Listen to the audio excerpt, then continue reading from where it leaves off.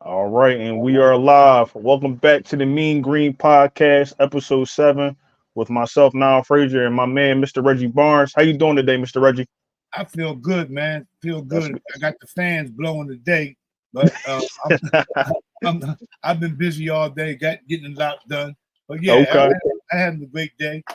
That's good, man. No issues going on with me, with the family. Everybody's doing good. So Everybody how about blessed. That's, you? that's what I like to hear. That's what I like to hear. So, Mr. Reggie, what topic would you like to start with today? I know we've been covering the Eagles and things like Oh man, that. it's been a So, lot going on. As we all know, first and foremost, let's thank everybody that has subscribed to our channels. I truly absolutely. appreciate y'all guys for subscribing to the channel. It does not go unnoticed. Yet there's more still to come. Mm-hmm. Look forward to that. As we said, yo, what's up, Yo, man? what's up, man? Appreciate you showing up, man. Yes, sir. Yes, We sir. get ready to get started here, but before y'all do, hit that like button, hit that notification bell, and subscribe to the channel. Mean Green Podcast with Niall Frazier and myself, Reggie Barnes Yes, from sir. Dylanmcmahoneagles Media Sports, Niall Frazier from No Cut Sports Podcast. Yes, sir. Check him out over here on his channel. Okay, let's rock and roll, man. Let's get it, man. Let's start off with the Cam Haywood. Ah, They talk about trade proposal for him for a 2025 and a 2026 fourth round pick. Should we entertain that? What do you think about that? Should we entertain that? I'm not gonna lie to you, no. And I like Hayward. I like him, but his age, I feel like because the whole thing with HaasonReddick was he was getting up there in age plus the contract situation with him, and I feel like it's going to be the same thing. Him being 35, he might be a 1 year rental, but my thing is this: then he's going to have to get paid. So I feel like they'd be defeating the purpose. You know what I mean? And then wasting the 2020. What do you wanted the third round or second round 2025 pick? Third round 2025 and 2026, I think was the fourth. Nah, man. Yeah, I'm not feeling that either. Now if they change now if they ask for a little less, then that's something different. I wouldn't mind doing the trade because I think he would be significant to the line, but I don't see us doing. I don't see how we doing that. So I think they're probably at least. He's 35 years. He's 35 years old. Yeah. So, that's a little too old for me, to be honest with you. Not to say we haven't had players that played longer than that, but I think it'd be a risky thing for us just for the simple fact that we're moving, like I said before, a youth movement, man. We got like a lot of young talent on this team, and it's always nice to have an older veteran. But I don't think this would be the situation for us though. So when it comes to the draft picks, but what about you? We have a lot of young talent that definitely needs to get some playing time. Yeah, and I believe it's going to happen this year. The only thing I'm waiting for is the upcoming practice to start, so we can figure out what they're going to do with Bradbury. I do believe that Bradbury will be traded at some point during this camp. It's just going to see what other teams need. Trees may pop up. We did have some feeders for Bradbury, as you probably heard in the past. I think Atlanta was one of the teams that was interested in him.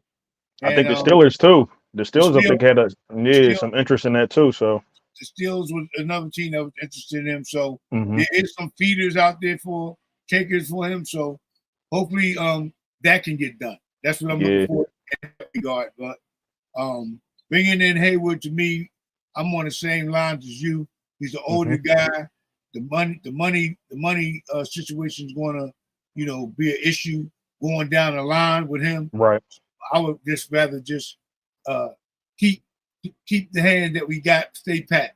You know what I mean? Right. I would rather just stay pat and deal with what we got right now, because we got a lot of young talent that is definitely going to shine, I believe. Right.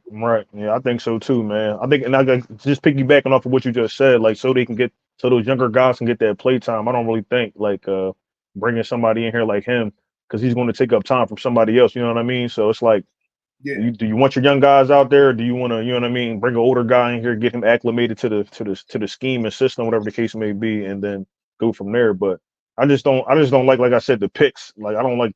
If it was some like maybe 7th round pick or maybe a 5th round pick, then that's something different. But with this, I'm like, nah, we might have to pass on that. So, or find a different option if that's where they're looking to attain another player at that position. So, And I wholeheartedly agree with you on that, my brother. Now, yes, so sir, now yes, sir. let's go. Let's check into this. Now, just be on the topic of acquiring or not acquiring players. Mm-hmm. Up jumps Justin Simmons again. Yeah.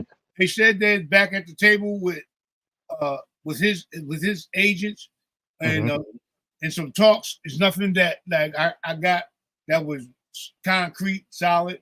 But you know he's been out there for a while, and he was just waiting for, I think, this time of the season to come up for him. Right. He didn't want to go through all the other extracurricular activity that was being performed, and I heard he wanted to spend the time with his family and make sure he made the right decision or wherever he may do, stay in Denver, or you know, get traded to another team, or get, you know, however it works out. But I think bringing him in for us, again, he would definitely be a bonus for us on the defensive side of the ball.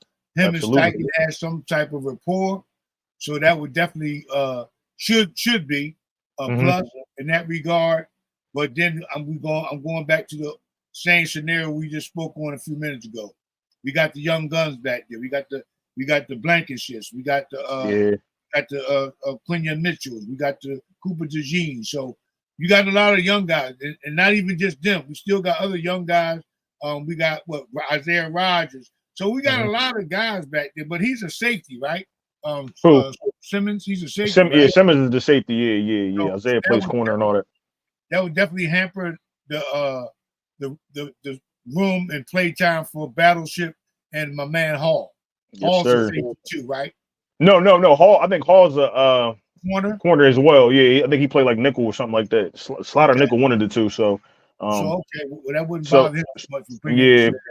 But like CJ, GJ, and that ain't gonna bother him. He ain't no. Well, he probably gonna start for sure. But Blankenship, and then if he play back there, because I know they probably gonna keep him with the corners unless something happens with that. But Andre Sam, Blankenship, and about Gardner, Mecky Gardner. Yeah. I was thinking of the other guy. Yep. So, or Makai Gardner. I don't know how you say his first name, but yeah. So those four guys. But they were talking about trying to add some depth. I think it would be I like Reed Blankenship or Battleship, however you want to call it. But at the same time, I think because with Vic Fangio's scheme, he likes to implement that too high safety look. And why not try to get the best safeties out there? I mean, like, no disrespect to Reed, but if you do bring Simmons in here, that would be an upgrade. But then Simmons as well is like he's a veteran now. He's about 30, 31, I think. If we did bring him in, I wouldn't feel too bad for Blankenship, because Blankenship still going to get in the rotation. Oh, for sure. He's proven to us that he's capable of holding his own. So it could be they could package it up with him, CJ, GJ, and Simmons on the field at the same time. Yep. I mean, different looks and stuff like that. So he's gonna have so many strings to be pulling, man. Yep. Like I said, go ahead, my fault. Go ahead. In the past video, these defensive coordinators, offensive coordinators, with the weapons and tools that they got, they're gonna have to definitely step up to the plate and utilize them. Yeah. They just signed Reed to the 1 year. Yeah, they gave him 1 year extension. You right, Antonio. They probably do want him out there on the field, but and I don't think Reed's bad, because we seen him, like, he picked off Aaron Rodgers when he got in the Super Bowl year. I would think that was the Super Bowl year, and he's shown flashes, but and he's been working this offseason, so I would like to see what he does in training camp coming up this week. But I do think Reed's a good key piece for that safety area. But at the same time, like, my whole thing is this: Reed he's always getting banged up. CJ's been banged up. He's coming back from an injury. The only person I think Mecky's coming back from an injury, so the only person I know that's not coming back from injury is the one we just drafted, Andre Sam. So unless he's injured, I don't know about it. But my thing is this: he's the only one that's coming back that we probably can be like, all right, he's the healthiest. But but it would be nice to see, like, if they do have to go out there and get Simmons. I think it would help, man. I ain't gonna lie, it would help. But at the same time, I do want to see the younger guys get out there on the field and get acclimated to the not the new scheme, but Vic's his system of playing. So getting yeah. Simmons definitely would be a plus, a bonus for Mm-hmm. us. No Mm-hmm. doubt about it. But like a lot of people are hell bent on getting Quinyon on the field early. So Yeah. it's going to somewhere along the line, something got to give even with Bradbury, because even if they bring Simmons in, and we still got Bradbury, so that's Bradbury is the position that's going to hold him up. It ain't going to be Simmons. Simmons not going to hold Quinyon from getting on the field. It's the Bradbury slot. Yeah. I mean, my thing is, well, if you ask me, I do think they're probably gonna try to move off him because we really we ain't like heard anything as of recent about like we were talking about that he did pick up some interest, maybe a month or two ago, but really been quiet. And I think training camp is really going to show like if they're going to talk him up and maybe try and trade him because he's supposed to be moving to safety as well. So I would like to see if he's going to be able to make that transition. Maybe Vic Fangio thinks that's maybe an he thinks he experiment. has something. But that's That's what I'm saying. I don't think we got time. I don't think we got time for an experiment when it comes to him. Yeah, I don't think we got time for that. We got to hit the ground running with boots tied tight. Simmons will definitely help. Major upgrade plus Sidney Brown. Oh, Sidney Brown. That's the other one I forgot. Yes, golly, I can't. How you forget about Sidney? Nah, that's crazy. That's crazy. I forget about Sidney. That's one of my dogs. I forgot about. I'm not like that, but I forgot about him playing back there because he's also injured. He's coming back from an injury, so it's a lot of guys that just ain't. You know what I mean? That you forget about because I forgot about Garner as well because he was coming back from an injury, and then he did the interview with one of the guys, Thomas or Josh. So so it's a lot. It's a lot of and Sidney Brown too. Now I'm thinking, but he got to get out on the field because I liked how he played last year. So it's like. Go ahead. No, but it's just so many different options that they have to make or different decisions that they have to make by the time training. By the time the season starts. Matter of fact, so Sidney Brown and going back to Reed Blankenship before I come to Sidney Brown. Reed Blankenship plays hard. You know what I mean? Yeah, absolutely. Yep, and he tackles all that. That's why he gets nicked up the way he did and the way he does. If he do get nicked up, same thing with Sidney Brown. They play hard. I mean, they throw their body around out there. So, that's why we need the depth that we have. Because of the guys like them two, for sure, play hard. Maddox is just, I don't know what Maddox is. He just seemed he sneezed on himself and he's injured. Somebody blow the air on him, he's hurt. So. Yeah, man, that big toe's a problem. I don't want to talk bad about it because he has the talent. Yeah, he does. He really does. Guy, he does have the talent. So, I don't know. I just can't wait till camp starts this week, so we can actually get to see some movement from these players and seeing who's who and what the defensive coordinators are going to do and how they want to move with these guys. Even Kellen Moore's side of the ball. So, yeah, man, I'm just all over this here week. I know it's going to be a lot going on. Things going to be moving fast, so it's going to have to stay on top of it, man. Well, let me ask you, what are you looking to see this week, or this training camp coming up? Who are you looking to see something from this upcoming training camp from the Eagles? What I'm looking to see something from actually is the young kid Becton that we brought over. Definitely Huff. Definitely Huff. White, I'm okay with. I believe he's a man's man, so he knows what time it is. He understands what's at stake for him, on the higher level.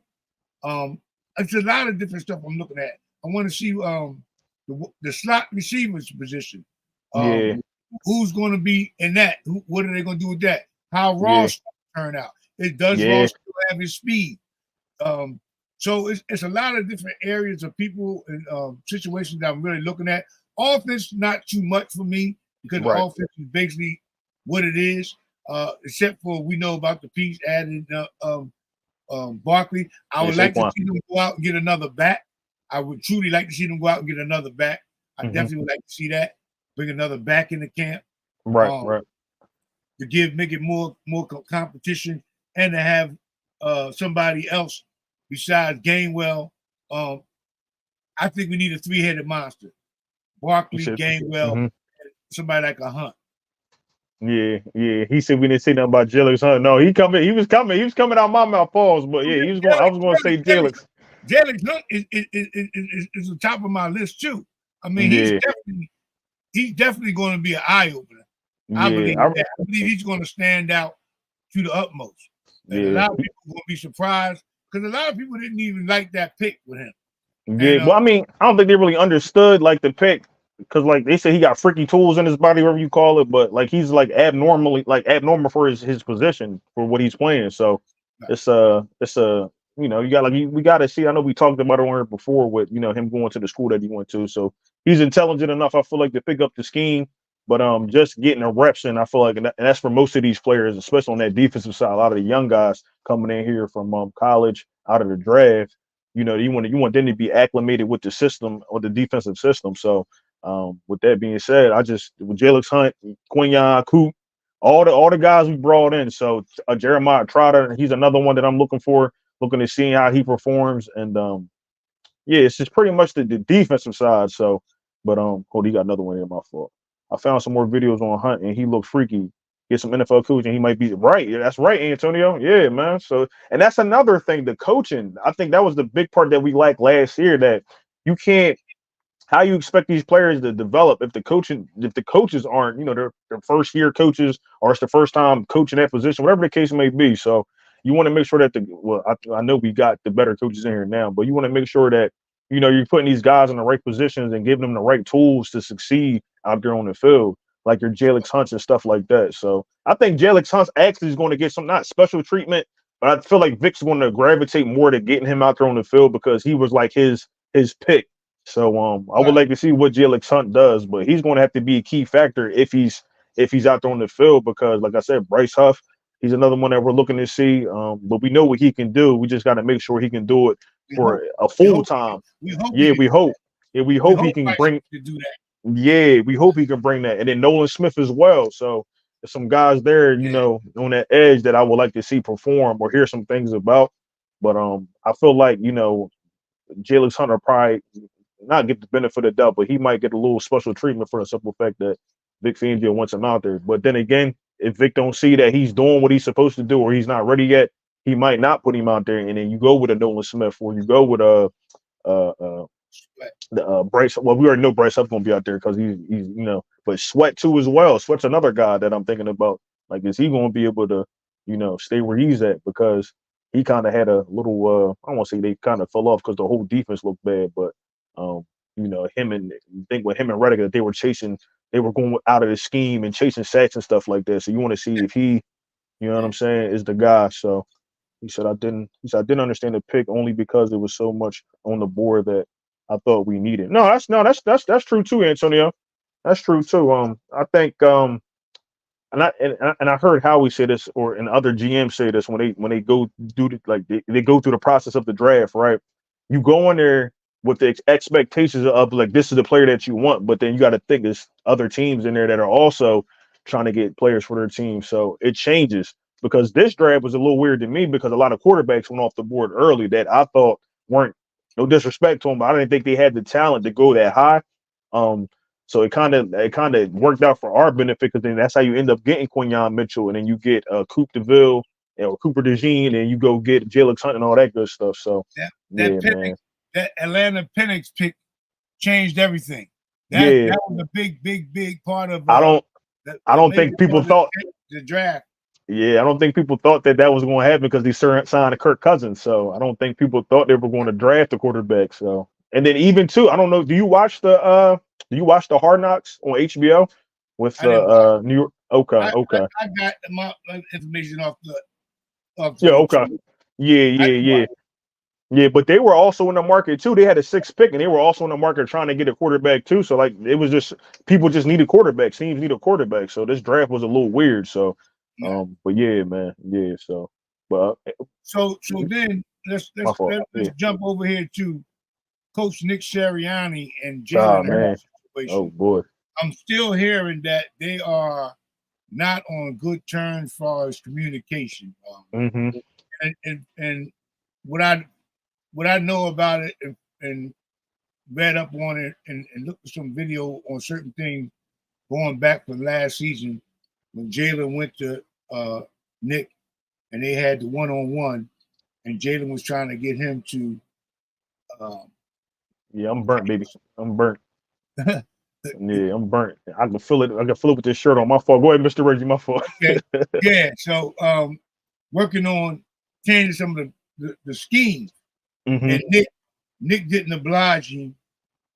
And I think Jalen took some kind of, yeah, he felt some type of way. About that. Yeah, and that's where the disconnect went. And then there was another article from what's her name, Diane Rossini. Rossini, yep. Yeah, excuse me from saying your name wrong, Mr. Rossini. But yeah, she put something out about them also in regards to the fact that the offense was definitely 100% Nick Sirianni. He had Johnson as a stool pigeon, basically, and Johnson wasn't making none of the decisions on the call. Right. Nick Sirianni drew up the plays, and he didn't even call the plays. If it was 100% his, why wasn't he calling the plays? He had Johnson calling the plays, made Johnson a scapegoat. But yeah, that's over with and done with. But that was an article that was just recently printed out by her in regards to that. So it's a lot still that Nick needs to understand, and hopefully this season he'll do better with the people that he has in place as far as coaching staff wise, the Kellen Moores and the other offensive coordinators, quarterback coaches and stuff like that we brought in. I think that Nick's not going. I don't think Nick will be here long. I hate to say it, but if we have a good season, I can't see Howie and them letting Kellen Moore go. Because now, if you do that, you got to change the whole scheme again, bring in a whole new coordinator, but learn a whole new offense. So I can't see them wanting to, keep interchanging. Yeah. So I don't. Go ahead. If anything for me, Coach Sirianni's on the hot seat. For sure. As though that it was bad if he's on the hot seat, but it's bad not because of the fact that it's the person that they brought in that's gonna make it hard for him if we have a winning season like I expect us to have. Right. Then it's gonna be a decision based on do we keep Nick around, demote him and keep him around, or do we let him go and give Kellen Moore the head coaching position? And do you think Nick will stick around if something like that happens? It's hard to say, man. To me, it's hard to say because, like, I don't know if you've seen that either. I guess Jeffrey Lurie I don't know if he gave like a little interview or a little something where he talked about that he liked Nick Sirianni because he thinks he's a winning quarterback, not quarterback, a winning coach, excuse me, and that I guess, and I don't know if they're just putting that out there for to build up his confidence. Because this is coming out after the Rossini thing, so because that came out about Friday or something like that, Thursday, Friday, and this came out I think today or yesterday. So I don't know if they're trying to build up his confidence. Because if you're asking me, in all honesty, I really do like Nick Sirianni, but when it comes to the play calling, I don't think he should. No, stay away. Let Kellen Moore or whoever the offensive coordinator is, let them play call. Because my thing is this: we've seen it already. This is the second time that they said that they implemented his offense, and we see how vanilla it is. It's no motion, it's no nothing, and they're talking about the hot routes. Where were they? Like they said they said he's a coach. You know what I mean? He should have hot, but I didn't. Where were they though? Like there was nothing there. So exactly. So now you're getting your quarterback, and you got your quarterback looking bad out there throwing. And I'm not going to sit there and say that's all on Jalen, but my thing is this. It take two to tango. The coaching got to be aligned with the player and the play calling too for your players. So we didn't really see that. And then Brian Johnson was scapegoated, honestly, because when I had first started my podcast, I had said that Brian Johnson was a quarterback. He was a decent quarterback in college. So I'm like I know he know more than just these 10 plays we seen. Like, and then it had came out in the middle of the season that this was Nick Sirianni's offense. But I was wondering why, like, well, why ain't we seeing nothing different? This looks like 2021. Right. So he had a limited play. He had a limited play call sheet, and that's what we got. And so my thing is this: for him to be scapegoated, and then you get the response from Jalen from that interview before they left for they left out of what mini camp or whatever it was called. Right. It was just like it was kind of weird. But now that all this stuff's coming out, I can kind of see why Jalen probably feels the way, or he said what he said. Because I mean, what does Nick Sirianni do? All he's really doing is telling you like, oh well, I'm monitoring you know, the defense now. I'm monitoring the offense. I get to sit with the special teams. You should have been doing. That's exactly what I was just about to say. You should have been doing that because you already had seen how your offense looked. But when they brought Shane Steichen in, let him call that first half of his year, and then he came in that second season and how Jalen Hurts looked. Right. It was night and day. It was night and day. And you get to a Super Bowl. But I feel like the Super Bowl is what blew his ego up. Like do we, you know what I mean? Like, is it something that I'm missing? But you can see him on the sideline like this looks terrible. That's why he wasn't really talking to nobody. He knew that was a terrible offense. But you can't change it in the middle of the season. So you can't change it. It's too late. You're stuck with it. So Ant says Eagles put themselves in a sticky situation by not firing everybody, but I see why they didn't fire him.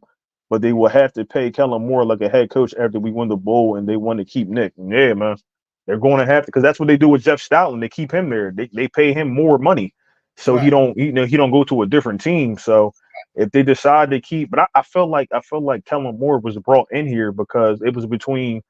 When they were picking the head coach, I feel like it was between Kellen Moore and Nick Sirianni because Frank Wright had a say in the Nick Sirianni it's Nick Sirianni hiring. So I feel like they were battling between the two of which one they wanted. But now you got both of them here in this building, so it's kind of set up for Nick Sirianni. Like, hey, if you don't do what you're supposed to do, you might, you know what I mean? You might not get exiled, but they might either move him somewhere else. You know what I mean? He better get his act together, and he got to. Make it right with Jalen Hurts or whatever's going on with him. So hopefully it's just they're just blowing smoke in regards to that situation. And myself, Jalen's character don't get me carrying no grudges against him. Right, he's gonna do his job.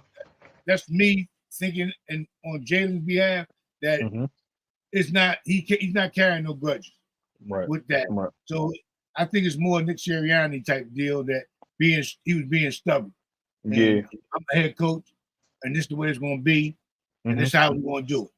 Yeah, he admitted that in that Jeff McClain or McMullen, whatever the guy's name that he just did the interview with. But he did admit that he was a little selfish when it came to last year with his offense. But like I said, I'm thinking that was because they ended up going to a Super Bowl. But we didn't go to the Super Bowl with your offense though. That's what I'm saying. That's what I'm saying. Like, what would make you think that? So it's like, I know people make mistakes. Yeah, what even his offense? It was Shane Steichen's offense. So, but I mean, like my thing is, as long as he's hands off this year coming up, let's Kellen Moore do what he's supposed to do, and let's Vic Fangio do what he needs to do. I think we should be okay. I know he's probably still gonna want to implement some of the things that he likes to see, because he still is the head coach. Like we can't deny that. Like he still has a say in somewhat of what he wants to see, but I don't think he has as much control as he used to have in previous years. So we gotta just play it by ear.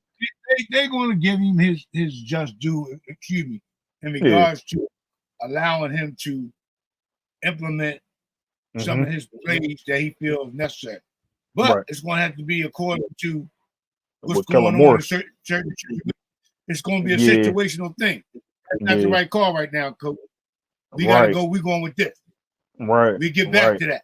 Right. If the defense presents this, we'll do this. You know what I'm saying? We'll do that then, but the defense ain't presenting it. You know what I mean? Stuff like that. So it's going to be a work in progress, man. But my thing is this: in the last video I just made, the only person that should be talking to Jalen Hurts is Kellen Moore and Doug Newsomar, because Kellen is the offensive mind now, and Doug is the quarterback coach. So my thing is those are the only two people I should see him talking to. I mean, of course, you're going to talk to Nick Sirianni because he's the coach. But when it comes to scheming up gameplay and all that good stuff, you only need to be talking to Kellen Moore and talking to Doug Newsommeyer. So Yeah. I don't need to see Nick give his 2 cents with that. Just go out there and still be the guy that he is. Cause I love to see him on the sideline, getting the guys fired up. He be acting crazy and whatnot. I like that part of Nick Sirianni. It's just that one thing I can't get with is the play calling. So we gonna leave that to somebody else. So Right. Yeah. yeah, man. So then now, one other thing. What do you think about this Jason Kelsey deal? About the coaching? Yeah. I mean, I think there's some truth to that because I've seen like videos, like older videos of Jason Kelsey showing like people like how to do certain moves and stuff like that, and he seems to be a good like teacher for the most part. So I would love to have Jason Kelsey back as a coach. I mean, he probably would need to work under maybe Stoutland for a little bit just to get acclimated to not playing, being a player, but showing players what to do. Because I think when I watched some stuff with Jason, not Stoutland, excuse me. I watched some stuff with Stoutland where they showing him coaching the guys. He's a real like down to earth type of guy. So you want to make sure you can relate to your players as well. You know what I mean? So him being a little older, you got these young guys coming in. But I think Jason Kelsey does have the personality to be a coach. So and the skill set, him being undersized center and stuff like that, and doing what he did in this league, he has the proof of concept. So Hall of Famer probably. So he has the things to be able to be a coach. I would say so. Love to have him back. They say he's been around the facility more than some of the players. Ain't that crazy? That's crazy. That's crazy to say, man. So I mean, hopefully they bring it back. Plus, the Eagles are kind of like that.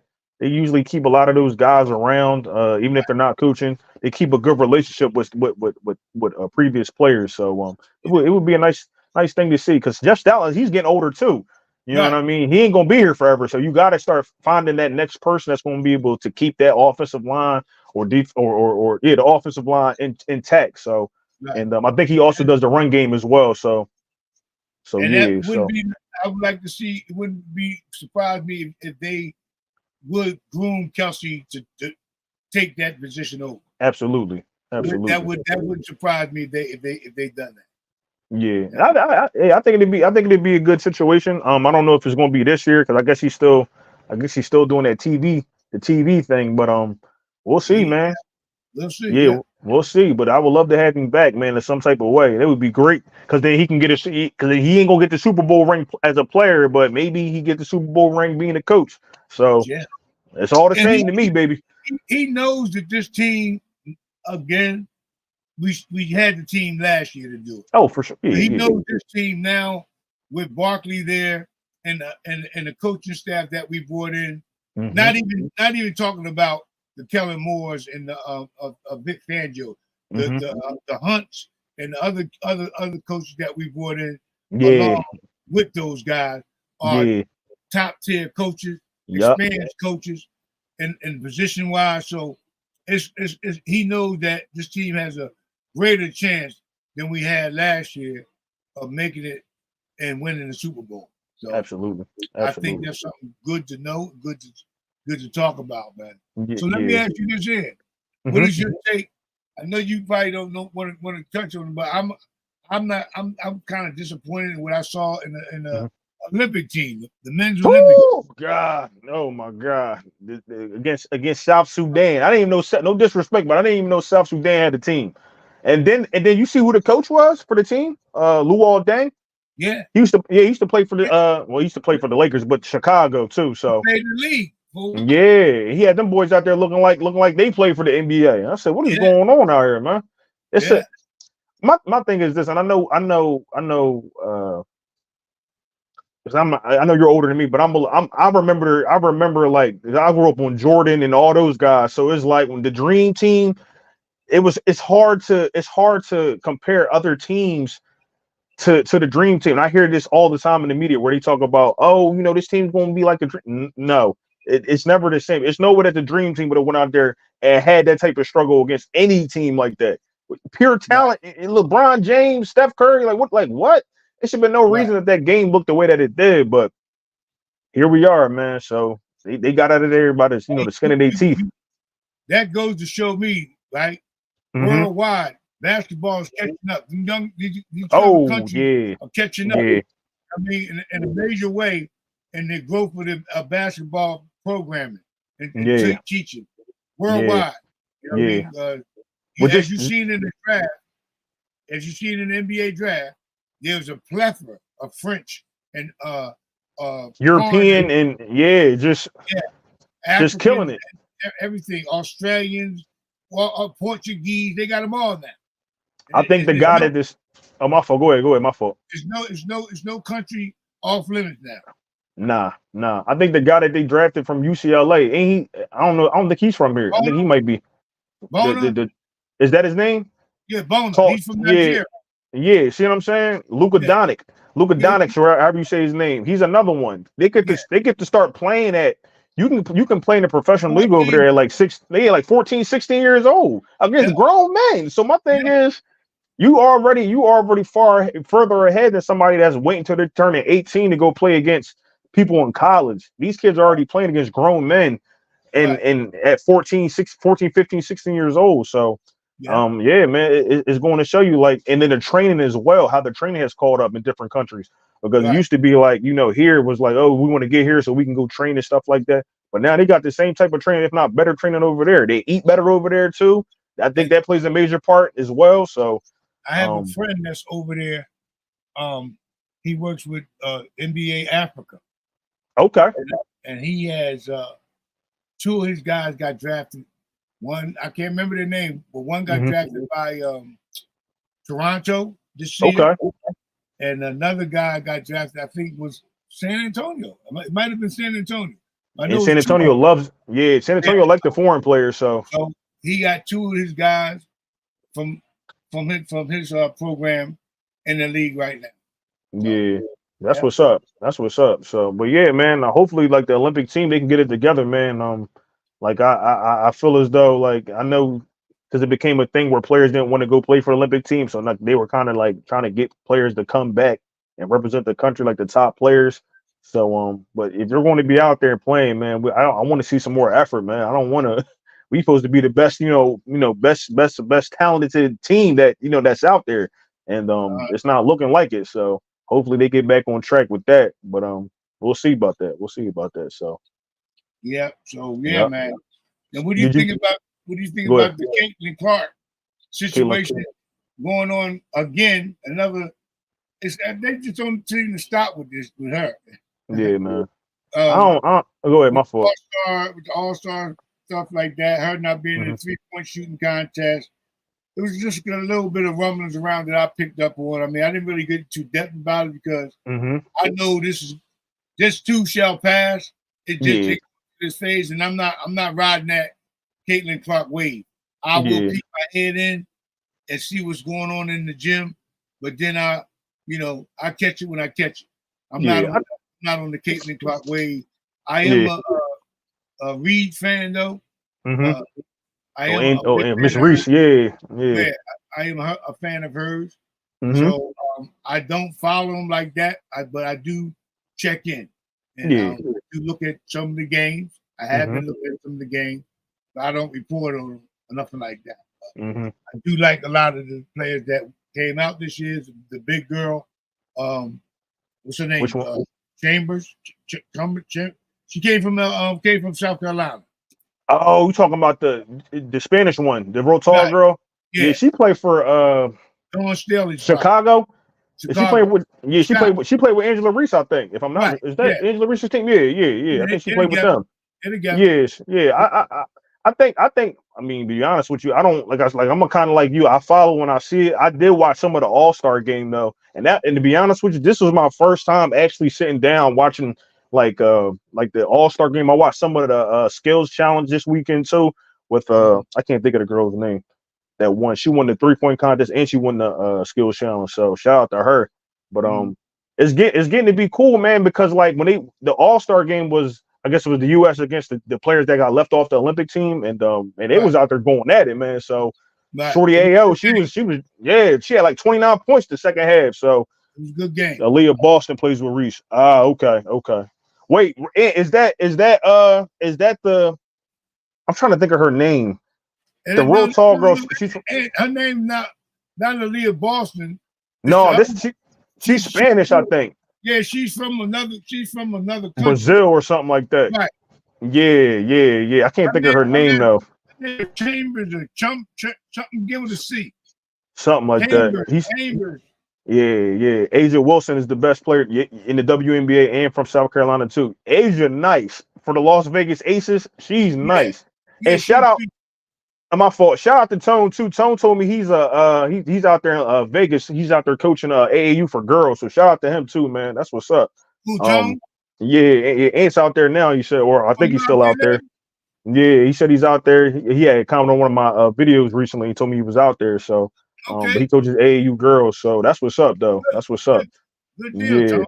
Yeah, man. I like when people come here, they like get part of the community, and they also do stuff with sports as well. So I like to shout them out when I do see that. So shout out to Ant, man. Yeah, man. That's what's up. Good luck to you girls down there, man. Hope y'all bring back the championship, man. Yeah. He said he's still here. Yeah, we know you here, Ant. We appreciate you, my brother. We appreciate Ant, boy. He a loyal supporter. Yes, sir. Yes, sir. So yeah, we appreciate you, man. We appreciate you, Ant. No doubt about it, man. Yes, sir. So, but yeah, man. So it was just nice to see, man. It's also good for me too, because I'm trying to I try to get into it. You never know. I might have when I do decide to have kids, you never know. I might have a daughter that might want to play ball. So I try to make sure I keep up on all the different sports, just in case I got to teach her something or show her something. So we'll see about that. But okay, I see you, Papa. He said,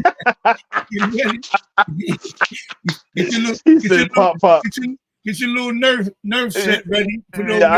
Listen, I got it. Listen, I'm ready for it. So hopefully in due time. But yeah, man, we gonna hold off on it. No, I ain't rushing it. I'm trying to enjoy my life still. So, yeah, but yeah. But what else? You got anything else, Mr. Rich? That's another job. Yeah, man. I won't be able. I mean, I probably still be able to hop on here and do this, but it ain't gonna be as long. You know what I'm saying? Got to go tend to the kids, whatever the case may be. So, yeah. So, you got anything else though, Mr. Reggie? I mean, we touched on a lot of good content. I just want to say once again to all those who do check in and look at the podcast, Mean Green Podcast.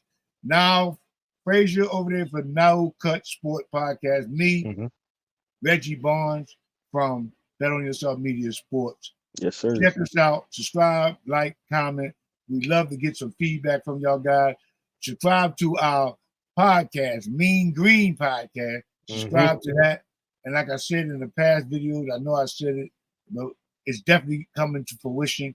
We will have some merch with our t-shirts with our logos for Mean Green Podcast coming up. We're still in the works. Like I said, we're in the early stages. This is our episode 8. Am I correct, Tone? I 7. I think 7. My fault. 7. Yeah. Episode 7. So we are still fresh to death. You know what I mean? So y'all keep coming back, man. And more we appreciate it. Yeah, no doubt about it. But yeah, if you don't have nothing else, man, we can sign off. I mean, Antonio, I appreciate you once again for showing up. And hanging in there with us, man. And appreciate you, Ant. In the background, in the shadow. Deuces to you, man. Appreciate y'all, man. Don't be afraid to step to the front of the stage, man. You know, it's just like I was once told. Wait. He said we want a whole show and then it say nothing about Nolan. Oh well, Nolan. We ain't got to talk. Well, you know what, Antonio? He did mention Nolan. I did mention Nolan, but. I know why he's saying it. I know why he's saying it though, because I'm trying to convert into a Nolan fan. I'm trying to get him to see the talent that he possesses. So I could understand. Nolan's going to prove it to him himself. And you will see what Nolan does this upcoming camp, and we'll take it from there. I'm looking out for the best to come out of him. He knows it. He knows it for sure himself, Nolan Smith, that he has to show up and show out. Absolutely, and he's been working this off season. This is his second time being at that summit camp that he's at. So he's been putting the work in. So I do think, like I said, I see the talent. Like I don't like to say I'm no scout or nothing like that, but I do like sometimes can see like, oh, all right, if he can get it together with the right coach or whatever the case may be, that he could be a problem out there on the field. So we are froze at the moment. Are you? Oh wait, hold up, hold up. You are too on my end. Am I? No, Yeah. I'm moving. I'm moving on my end. Well, wait, hold up, You're hold not up. moving on my end. I still got I got live 43 minutes and 46 seconds. Oh no. Okay, I'm a praying because him and Huff. He said him and Huff. Can you see that, Mr. Reggie, right there? I see. Last thing I see is with Antonio put up about Nolan Yeah. Smith. Oh, you can't. Okay. He said and put something else up there. He said, okay, I'm praying because him and Huff will be scary. That's absolutely right, Yeah. man. Yes. That's absolutely right. He said, Uncle Frozen. Yeah. I don't know what happened. I don't know. All right. It's okay. Well, We about to hop. We about to hop off anyway. Ed. My fault. Yeah. So until next time, we check with Doomsday. I got my Yeah. people lined up. They said I got them in August. They said August they'd be ready to come on. They got to clear some things up with their personal life, and there's no problem. they sit down and gossip with us and the rest of the fans out there. So yeah, they more than welcome. I'm looking forward to it. It's two different individuals. One is an ex what he used to play for the Philadelphia Wings. Wings, yep. So yeah, I'm looking forward to bringing him on and getting his story. And, you know what I should ask? I was at my before we get off here. I was at my cousin's cookout, and I don't know if he's related to us or not, but he plays for the Commanders. I was talking to him a little bit, but he plays for the Commanders, so maybe I'll try and reach out to my cousin, see if he can because I don't huh?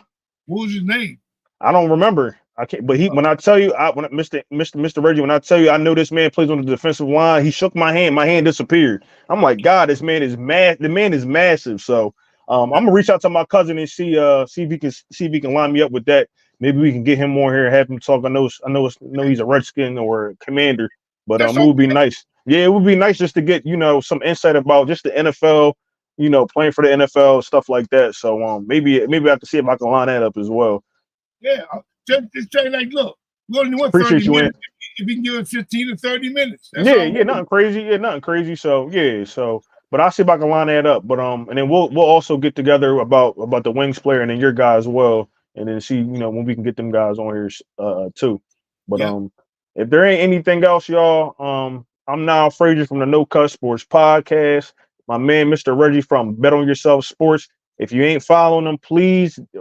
After this video goes off, please go type that into the search bar. Go follow my guy. Bet on Yourself Media Sports. There you go. It's going to be ramping up this week too, man. With training camp coming this week, it's going to be a lot more videos, a lot more content coming from both of our channels. So please stay tuned for that. But if you don't have anything else, Mr. Reggie, I'll close this out. If you want to say anything, check. I'm out. All right, y'all. We appreciate y'all watching the Mean Green Podcast, episode 8. I'm now Frazier from No Cut Sports Podcast. My man Reggie Barnes from Bet on Yourself Sports. We'll holla at y'all, man. Y'all be safe, okay? Peace.